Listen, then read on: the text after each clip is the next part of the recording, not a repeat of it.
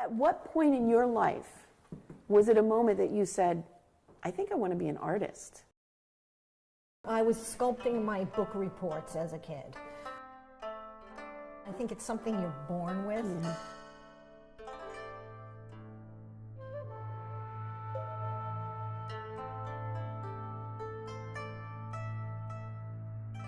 I knew all along, it was in me.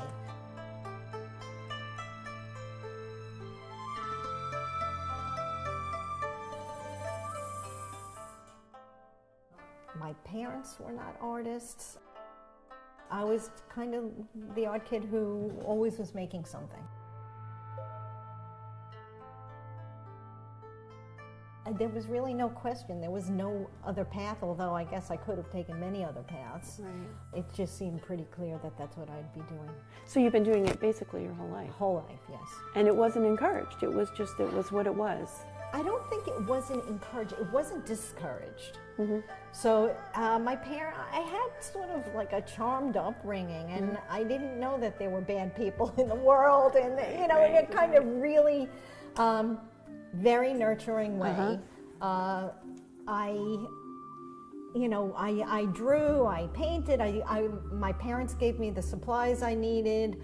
Whatever I wanted to do in terms of the artwork, they were supportive. So they nurtured you, really? They nurtured me, sure. They didn't say, oh, you can't do this, you have to do that, or, how are you going to make a living? I never got any of that. It was just sort of like, look, no, that's great. And so when you said, I'm going to do this and I'm going to go to college for this, and you were okay with that, your parents were like, oh yeah, go ahead. There was no question what I was going to college for. Okay. I was doing art competitions when I was in junior high school. I was always making art. Do you ever have in your work any symbolism? Like, do you have any little things that maybe only you know about in some of your work? I would say no. I do see things in my work as I'm working them and going along, but there's no little, hidden icon in there that only I know about. So you have a concept, yes, and you go in the direction of the concept. Yeah. Do you change your path at any time? I do. I'm one of those, I don't know, fortunate or unfortunate people who the piece is finished before I even start.